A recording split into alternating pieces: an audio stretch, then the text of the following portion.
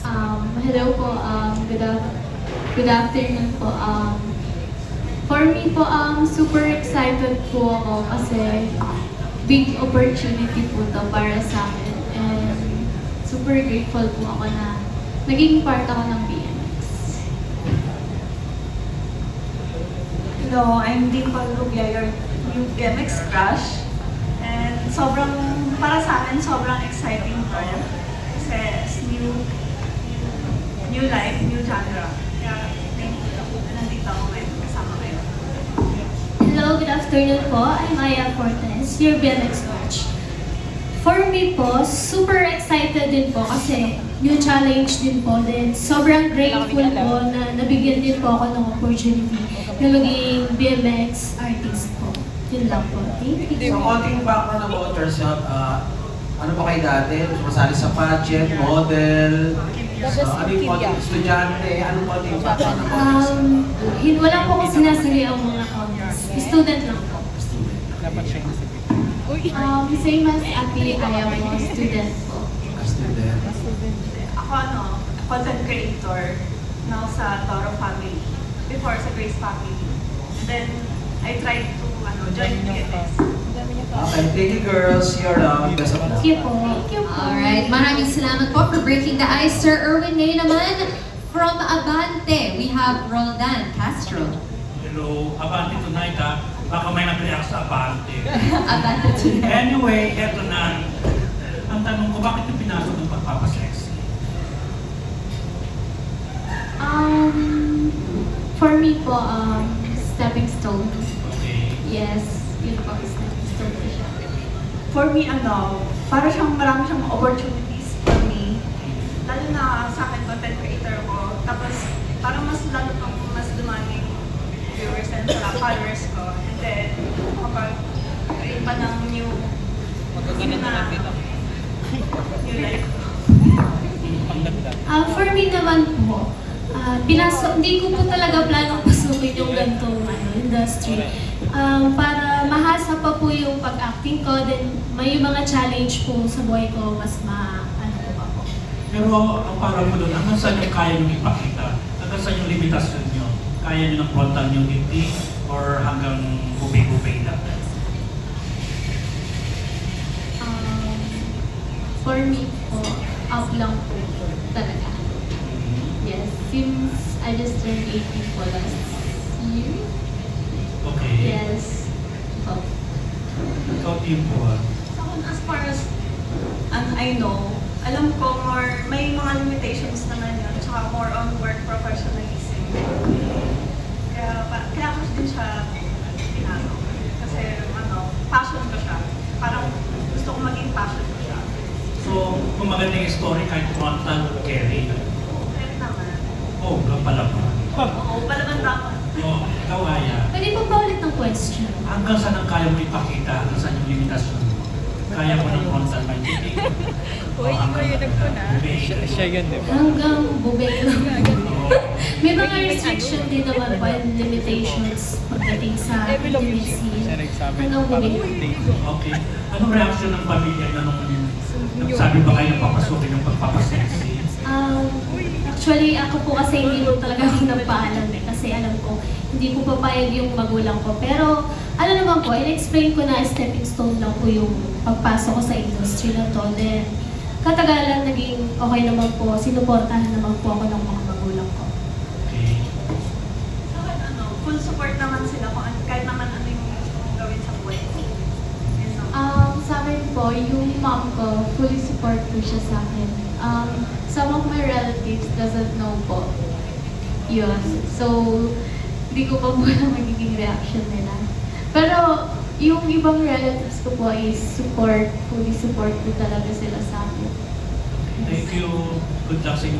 Thank you po. Maraming salamat po, Sir Roldan. Ngayon naman from Tempo, Lee Ramos. Thank you, ma'am. Good afternoon po.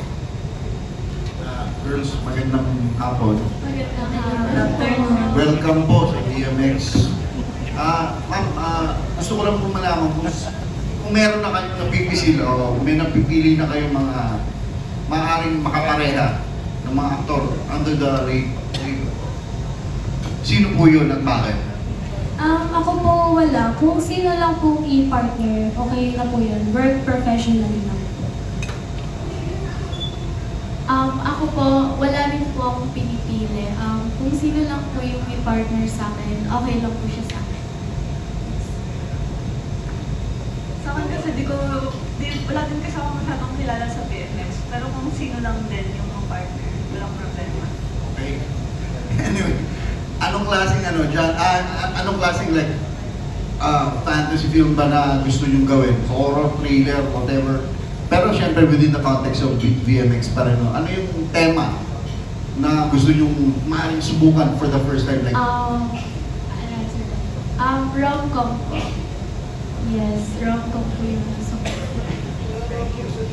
Wala po. Sorry. Wala po.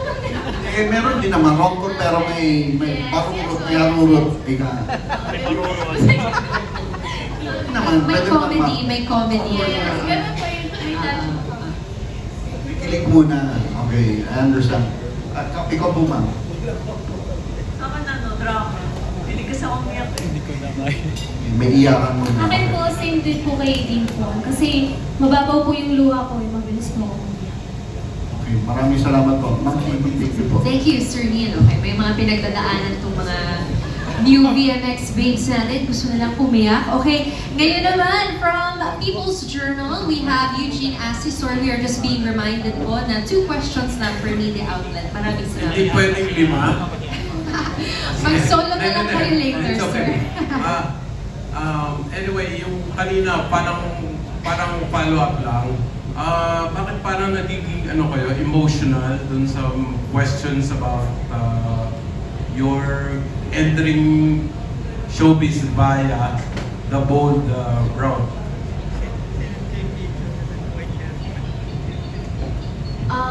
Kasi po, yung family ko po is conservative po sila. So, ayun po siguro yung reason. Kaya medyo nagiging emotional. Okay. And then, Wala lang, marami lang kasi akong mga napagdaanan sa buhay. Siguro marami din nakakapanood ng mga content namin. So, kaya parang feeling ko bagay sa akin talaga mag-drama. Same din. love life ba yun? Kasi love life? Oo! Okay. Same din po. Sa mga pinagdaanan ko po sa buhay. Kaya pag sa drama po, feel ko po na dun po talaga mahuhugot para mapayak ako ng mabilis. Okay. Second question. Second lang to is this your first time na maghubad sa pelikula or any platform? Yes po. Nice question po. Yes po.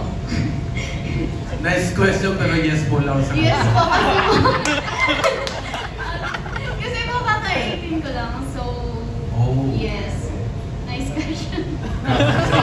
Okay. Okay. Sa akin na din naman, may dati na akong movie, kasama ko si Paolo Gumabo. Oh, okay. So sorry lang to parang it's kay Paolo Gumabaw. How was it working with Very professional siya, sobrang galing niya actor. Magaling talaga. Okay, salamat. Thank you. Okay, thank you so much. And that is batch 1. Ngayon naman, moving on to batch 2, Nikki Wang, Ian Lee Estrella, John Ivor Bermejo, Carlos Aragon, and Pau Canyamo. Ngayon naman, from Manila Standard, let's hear from Nikki Wang. Thank you, Phoebe. First of all, yes, welcome nga sa BMX. Kanina sinasabi niyo na parang gusto niyo maging parang platform or stepping stone ng BMX. Siguro, gusto niyo malaman, ano ba yung big dream mo? Ano ba yung goal niyo sa pagpasok sa showbiz? Let's start with you. Ginawa ko po siyang stepping stone kasi gusto ko po talaga maging artista.